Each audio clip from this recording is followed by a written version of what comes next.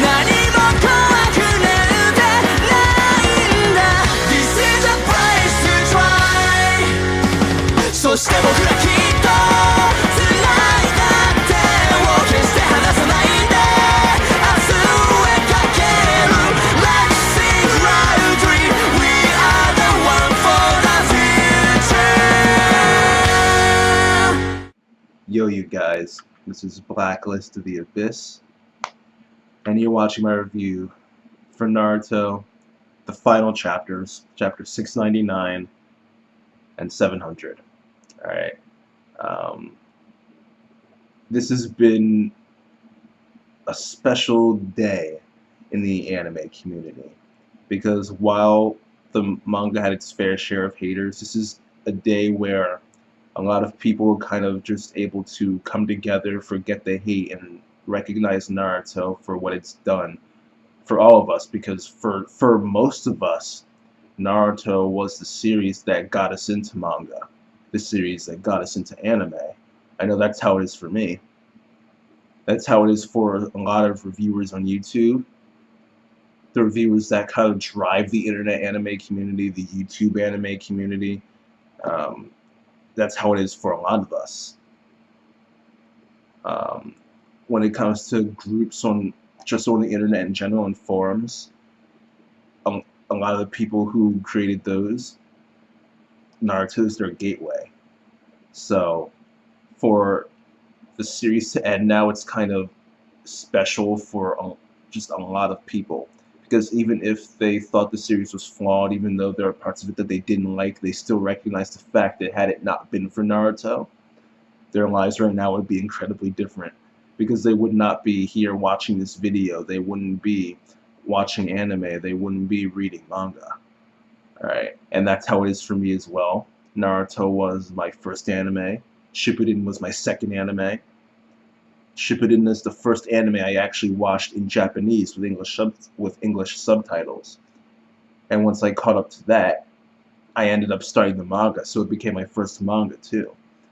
Alright, and once I caught up to that, that's when I decided to open myself up to Bleach, and Siren, Fairy Tail, Negima, One Piece.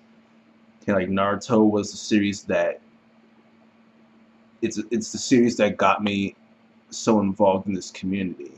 And because of the impact it's had on me, it will forever be one of my most favorite series.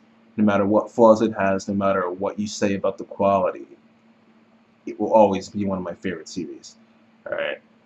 And just like Oda gave respect to Naruto in the chapter this week with the cover page, the One Piece logo, the O was the Konoha symbol, the E had a shuriken, the I was Naruto, Nami was wearing a dress with the Leaf Village symbol all over it, Luffy was eating ramen, the fox had the Uzumaki clan logo on its back, which is actually one of the fish cakes from the ramen, and Naruto himself was sitting behind Nami. You could see the jumpsuit, you could see the sandals, and the first character of each of those tags that were hanging down spells out like something like "great work with Naruto" or something like that.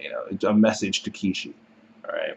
So just like Oda was paying his respects, I'm paying mine. There's not much I can really do, but the fact that I spent a few minutes just talking about how the series impacted me specifically, I think that's kind of that's part of my paying respects. But also, I'm just wearing all my Naruto gear.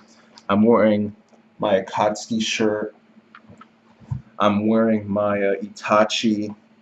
I'm wearing my Itachi headband around my neck, because wearing it Hinata style is literally the only way you can avoid looking like a complete and total loser.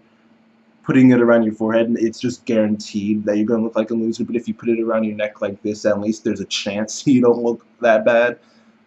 Plus I have my Akatsuki rings on, my Itachi one, and my Konan one. Alright, so I'm repping Naruto tonight, and yeah. The series has ended, and it was a really, really satisfying ending. Alright, and I guess I'll start the review now. When it comes to final chapters like this, they're different than normal manga chapters, because with a normal manga chapter, you're looking for it to be really good. You're looking to be able to read it and say, "Oh my God, that was awesome! That was incredible." But with a final chapter, you're not actually looking to do that. The final chapters of a manga are supposed to tie everything up and leave you with this satisfied, fulfilled type of feeling where you read and think, "That was really nice. I'm glad I read the series. That was a great way to end it." And that's what happened for me in this chapter. Alright. The purpose of the Naruto series, or like the overall goal of the series, the message it was pushing so much, promoting, was this idea of overcoming the past and building towards a peaceful future. Okay? And these two chapters did just that. 699 focused primarily on overcoming the past and ending conflicts. The first page already started off well. As soon as I saw the first page, I already knew this was probably going to be really good. Right? Because you see the broken statues, the busted up statues, they're on the ground. Naruto and Sasuke are laying on top of them. And then you see that they're laying on top of the hands of the two statues. And the two hands of the statues are making the unison sign. Alright? And for those of you who don't remember what the unison sign is, it's the thing that people would always, when ninjas spar, especially in the academy, when they spar in the academy, we've seen this multiple times in flashbacks with both Naruto and Sasuke and with Kakashi and Obito. Alright, we've seen this. Where they spar, they end the fight, and at the end of the day, they're supposed to, at the end of the fight, at the end of the spar, they're supposed to make the unison sign. And it's essentially, it's the symbol of the end of a conflict, and that everything's good now. Alright? So Kishi, with that symbolism in the beginning, the chapter was already off to a great start. Right? And it really did keep that up for the rest of the chapter. Alright? It was focused primarily in the beginning of, it was focused primarily on Team 7. Okay? Over the past conflicts within Team 7 getting resolved, with Sakura coming in, healing them, and them all just kind of being back to normal Team 7, and Kakashi just sitting there thinking, yes, it's fine, they're finally back, you know? And then it spread from Team 7 to the rest of the world, because Sasuke, as a matter of fact, Sasuke was actually narrating this as it was happening. But Sasuke worked together with Naruto to undo Infinite Tsukuyomi, and everything started going back to normal. People came out, and the people on the battlefield, the people in the villages all over the world, and they tried to just get everything back to normal, and the world began to move on essentially from the war. Alright? And especially with Sasuke's narration in there, I thought this was executed excellently. I thought this was very, very good. I kind of questioned the decision to bring back Samui and that other dude from inside the gourd, but that's really not a big deal at all, so don't worry about it. We end up seeing Kakashi become Hokage, which if you look at the spoilers from the last Naruto the movie, then you already knew that Kakashi ended up becoming Hokage just like Obito said he should. Though we did end up getting a twist later on, because I for one was thinking that the series was going to end with Kakashi being Hokage, then we were going to go on to the movie and it would continue on from there, and then the movie itself would end with Naruto being Hokage. But I'm glad I was wrong on that. I'm glad I was wrong on that, but we'll get to that later. The rest of this was focusing on the whole building the peaceful future thing. Though the rest of this chapter and all of chapter 700 pretty much, it's shipping, pretty much, okay? Not entirely shipping. We see that there's some infrastructure growth. We see that there are like skyscrapers around the village and everything. Technology as well. There's more technology. Naruto's sitting there on his laptop, which I thought was hilarious. We see Anko.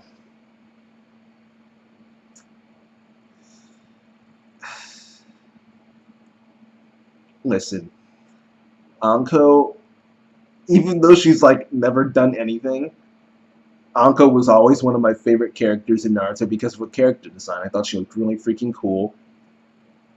And I always loved her character design. And because of that, she's one of my favorite female characters in Naruto, despite the fact that she never really did as much as she could have in the series.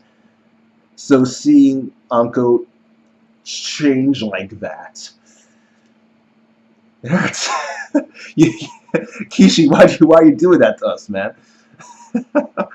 Like, people on Facebook were commenting about it last night. I kind of got spoiled on the fact that Anko had gained weight. But that was the only thing I got spoiled on, by the way. I got spoiled on that. I had people just commenting like, "No, Kishi, why would you do this?" And they started posting like these dojing pictures of Anko that are not really hentai, but like she was still fully clothed, but you know they're trying to be as suggestive as possible. But they were posting pictures like that, talking about how they were going to try to remember Anko that way and not from what she was at the end in the last chapter, which is funny. But yeah, there's Anko. We see Iruka, Kakashi, Guy, the former 5 Kage. They've all aged. Oh, Killer Bee too. Unoki's still alive, which surprised me.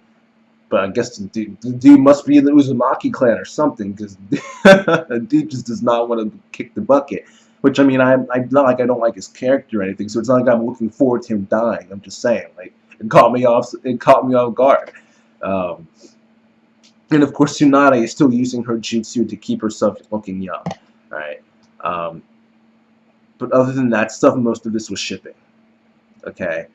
Some of the stuff I agree with. Some of the ships I don't agree with, and others I just find funny. Right? Like Choji and Karui? Where did that come from? Choji and Karui? Like, what? Like, that caught me completely off guard. And Ino and Sai did too. Ino and Sai caught me completely off guard, because I'm sitting here looking at Ino-jin. Alright, I'm thinking, this kid is pale as like... This kid is like crazy pale. He must be Sai's son. But who's the mother? And I'm looking at the hair, and I'm like, it's gotta be someone with hair like that. But who has hair like that? Ino does, but it can't be Ino's kid, because that wouldn't make any sense. And sure enough, it turns out to be Ino's kid. Oh, man. Which, I mean, I ended up discovering later on that there was at least a little bit of development between those two. Not much, but there was a little bit. And when Sai was first introduced, he kind of accidentally seduced Ino. And when Ino was in Infinite Tsukiyomi, she was dreaming about Sai fighting with Sasuke over her. So there is a tiny bit of development there, but still, like, not enough for most people to actually remember. I mean, I didn't remember at first. Other people had to post about it for me to actually remember the stuff. So that's just funny. There's Kiba and that girl. From what I understand, from what some people were posting, that girl is the granddaughter of the woman who sold the Uchiha ninja tools. Yeah. Kind of random. But, yeah. I'll look around for a picture of it. Of her when she was younger, and I'll post, like, the link in the description box. Because I have to find the picture first, so if the link isn't there, then don't think I forgot. Though the chances are I might have, but I'm probably just still looking for a picture. But yeah, Kiba's with her. At least I would assume that that's who Kiba's married to. So it's quite possible he was just talking to her. You know, we didn't see Shino with anybody. We didn't see Tenten with anybody. Rock Lee's with someone because he has a son. He's with someone, I don't know who, but he's with someone. Yeah. Tenten's trying to sell these ninja tools. That was funny. Complaining about peace. that was funny. Then there's Shikamaru and Tamari, which, you know, literally, like, I don't think anybody is not a fan of Shikamaru and Tamari being together. All right, I don't think anybody's not a fan of that. So I like that. Gar looks freaking weird, man, with that haircut. He needs to change. He needs to change that because that just doesn't look good. But anyway, there's Naruto and Hinata, which is never officially revealed, but it's heavily hinted at because it's very clear that we see Bolt. All right, and he's Naruto's son. That's legit revealed. And we see Hinata, and she has a daughter named Himawari. All right, and Himawari is talking to. She has the whiskers like Naruto does, and Bolt, and she's talking about how hopefully we can come here next time with my big brother, which would probably refer to Bolt. So it's heavily hinted at that Naruto and Hinata are together, but it's never officially revealed. And there's also in chapter 699 they hint at Sasuke and Sakura being together. And in chapter 700, they show Salad or Sarada. It's been said a couple different ways. I should call her Sarada just because I don't feel like calling the character Salad. People were joking about how her real parents are named Chicken and Caesar, which is funny. But anyway, it's actually. Listen, you guys know how I feel about the whole Naruto pairings. All right, I'm a fan of Hinata. All right, and I think she totally deserves Naruto. She does because she's liked him the entire time. All right, but she's been crapped on the entire series. All right, and while I am a fan of Hinata, I'm also a fan of things that make sense. And because of the fact that she's been crapped on the entire series, you know, her confessing her love to Naruto and being completely ignored. Her saving Naruto from Takuno Jutsu and then having her call Sakura his girlfriend like 5 minutes later. Plus the fact that Sakura had been built up with Naruto for like the entire last year of the manga. Well, maybe not last year, but, you know. Plus the fact that it just doesn't make sense for Sakura to be with Sasuke since he's a criminal and there's literally nothing to like about him other than his looks. So it's like, it's really freaking forced. Like even the haters are like, it makes no sense for her to be with him. Fanboys are saying it makes no sense for her to be with him. You know, everyone's saying it makes no sense. So clearly, it just doesn't make sense. So you know, at the end of the day, I like both of them. I like both Sakura and Hinata. I'm a fan of Hinata.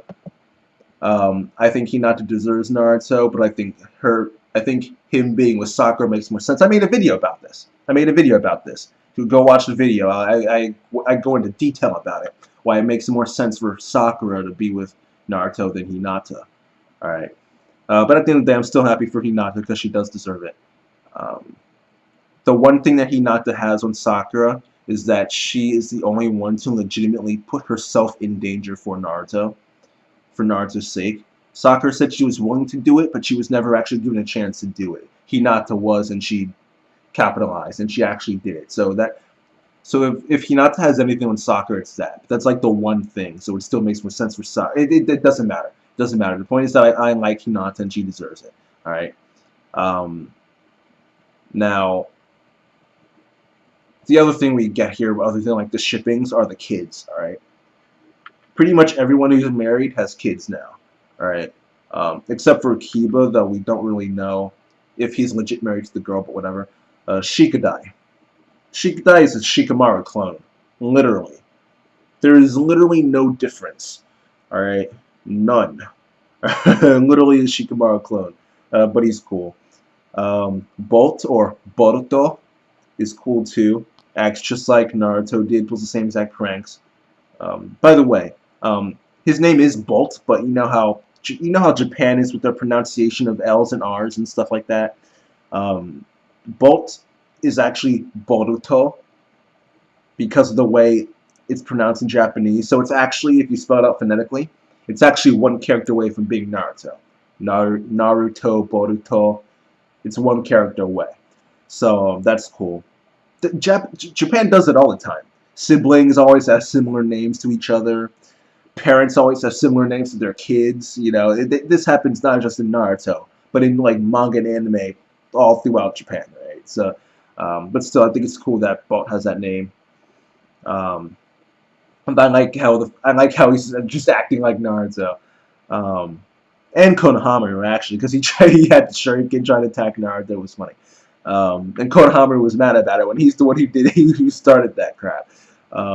Anyway, is that we got Ino-Jin, which I talked about already. Cyclone, but has Ino's hair. Chojo is hilarious. Chojo's hilarious. She's like, yeah, I'm fat, so what? Deal with it.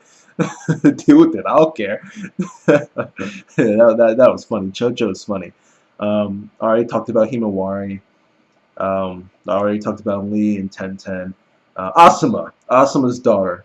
Looks really freaking cool. Looks like Shisui, actually. She looks really cool. Um, there's one point where we see Bolt walking, and he's being followed by Sarada. Alright. Which is, it's funny because that's what Hinata would do. Or which begs the question. So people are already making theories about which of these kids are going to marry each other. And talking about, oh, well, if Sarada is Sasuke's kid, which that's practically confirmed. If Sarada is Sasuke's kid, that means she's going to get the Sharingan, right? She's going to have Uchiha DNA. But if she marries Bolt, that means she'll have Senju DNA and Hyuga DNA too, and Uzumaki DNA, and she'll be the most OP character in the series. And I'm just like, guys, let's take a step back first. Like, we've only seen this little, like, what? Like, how can people start shipping these kids already? They're like 5, oh, like 8 actually, but still, like, like chill, people. Like, though that would be cool though, having a kid that's Uchiha and Hyuga and Uzumaki and Senju with all that DNA and all, that'd be hacked, that'd be crazy. But still, like, chill. People need to chill with that crap. All right. Yeah. We saw Sarada going to Sakura. Sakura looks pretty, like, Sakura, Ino, and Tenten all look really freaking good. Like, I'm impressed. Like, Kishi, I'm impressed. Like, I'm impressed. These girls all look really good. Unlike Anko. Moving on. She lives with Sakura, but when you get a look at Sarada, she literally looks nothing like Sakura. But she looks like a clone of Karin, minus the red hair, right? So some people are theorizing that Sarada is actually the daughter of Karin, and that Sakura is just taking care of her for some reason. Some people said, like, oh, maybe Sasuke put her in a Genji to make her take care of the kid. I don't know about that, but the kid doesn't look like Sakura at all. So she does say Shanara like Sakura does, but that doesn't mean she's related to Sakura. It just means that she spent time with Sakura, which she obviously has because she lives with her. But I don't know. It makes more sense for the kid to be Karin's, but I'll just assume it's Sakura's because it's she. I'll assume that she is Sakura's kid because that's what makes the least amount of sense. And when it comes to these shippings and these kids, Kishi is just trolling us pretty much. I mean, Choji and Karawi. I mean, like, what is that? Like, I'm never gonna get over that crap, man. Choji and Karawi. Isn't there like a big age gap between them two? Like, I don't care enough to look it up in the Wikia, but I could have sworn that Karawi was an adult in Shippuden and Choji was still a teenager. So like, I don't know. But like, that just came out of left field for me. Like, Choji and Karawi? Like, what? Like, I don't know. It just came out of left field for me. I'm never gonna get it. I'm never gonna get over that. But whatever. I'll just assume the kids, unless the last Naruto the movie might shed some light on it. But until then, I'll just assume the kid belongs to Sakura, despite the fact that it doesn't look like her.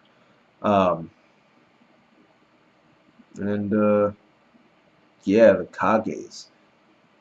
I actually thought that was kind of cool, seeing these new Kages. We got Kurotsuchi, which Kurotsuchi is awesome, by the way. She was awesome in the 5 Kage Summit, and she deserved more screen time. The fact that she didn't get any is, like, ridiculous. She deserves it. Excuse me. Chojuro is the Mizukage, which makes sense because he's one of the few 7 swordsmen of the mist that's actually remaining.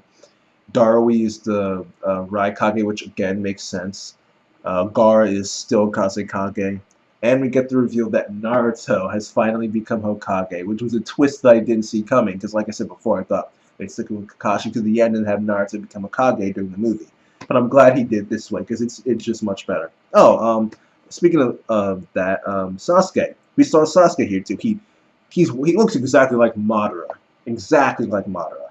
But he's walking through some place, with a lot of trees, and he notices something, and he grabs his sword. And he's like he's like, look, some like what like it's the last chapter, so they can't.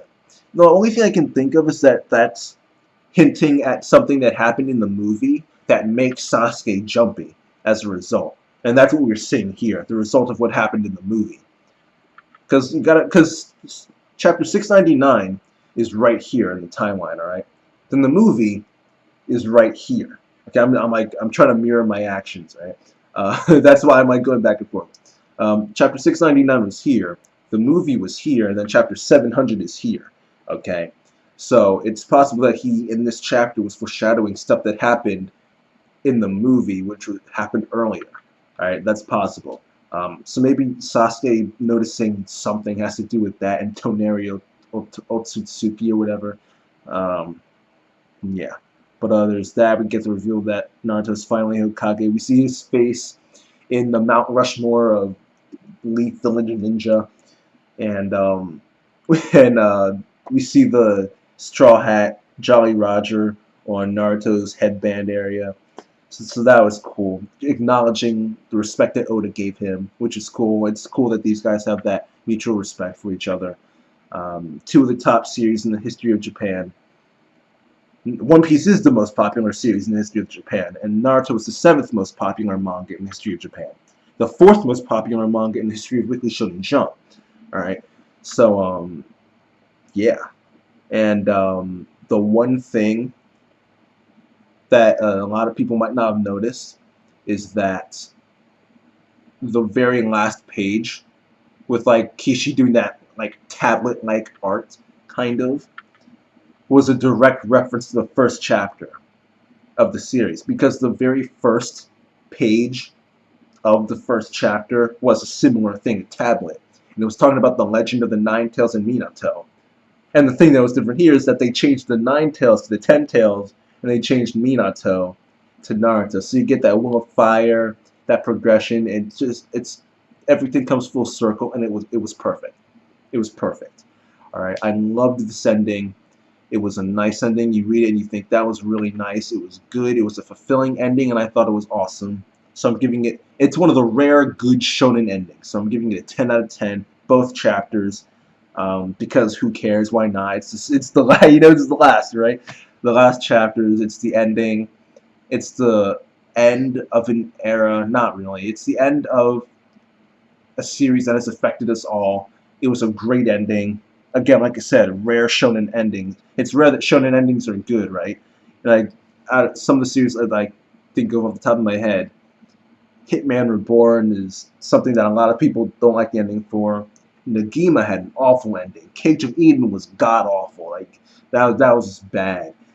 Bakuman, that some people probably like that ending, but I think it could have been better because of the fact that the goal of the series was for Mashiro and Azuki to marry each other, but the manga ends without them marrying each other, so you don't actually get to see the goal being fulfilled. So for me, I thought the ending could have been better, and I didn't like it as much as most other people probably did. What else? There are a lot of them. Death Note, a lot of people don't like the ending to Death Note. There are just a ton of shonen manga that have bad endings, and it's rare that you get one that does. Full Metal Alchemist had a great ending. Yu Yu Hakusho. Naruto. I mean, Naruto had a great ending, and it's one of those rare shonen manga that do, in fact, have a good ending. So, yeah, it's over. Wow, like it's like it's so surreal. Like everyone's like in the state of shock, and like it's like we knew it was coming. We saw it coming, obviously. We knew this was the final chapter, and we read it. Now it's just like kind of in a state of denial. Like, is it really over? Like, most of us are probably going to go on Wednesday or Thursday and looking for the chapters and saying, why is it just Bleach and One Piece that are out? And we're going to realize, oh yeah, that's right. Naruto ended. And it's hard to put the feelings into words because, like I said earlier, Naruto's had such an impact on all of us, and it's lasted for 15 years, So we probably You know that phrase where you don't know what you have until you lose it. It's kind of something like that. We kind of took Naruto for granted, and we assumed it would be around for a long time. Like One Piece, we joke around and say One Piece isn't going to end for another 10 years. But 10 years ago, people were probably saying the same thing. So we gotta we just assume that these long-running series are always going to be here, and it's only when they end that we realize how much they really meant to us. So Naruto was an amazing series. It had its faults, but overall, it's still an amazing series because of just all it's done for us and everything. So these final two chapters, I'm giving them both a 10 out of 10. I'm grading them all. I'm grading them all as like one chapter, not just two, just because it's easier to give one rating than two, especially since we read them back to back. But yeah, that's that, you guys. Chapters get a 10 out of 10, and yeah, we have a short story coming in the spring. The creator of the Blood Prison Naruto Shippuden movie is writing that short story. Some people are joking around saying it's part 3. It's really not. But if you want to call it that, by all means, go ahead. Not a big deal to me. Um, yeah, we got the last Naruto movie coming out in Shippuden. And the ending is going to be so good in Shippuden because they're going to animate it well. They're going to go all out for the ending. And they're going to have this nice music in the background. It's going to be perfect. So we still have stuff to look forward to Naruto. But as for the manga, it's the close of an important chapter in our lives. Then yeah, like I'm saying as many cheesy things as I can because they're all true. But yeah, that's it, you guys. I'm just going on and on. I'll just stop here, you guys. Chapter is good at 10 out of 10. The ending of Naruto gets a 10 out of 10, and that's that, you guys. Rate, comment, subscribe, and I'll see you guys next time.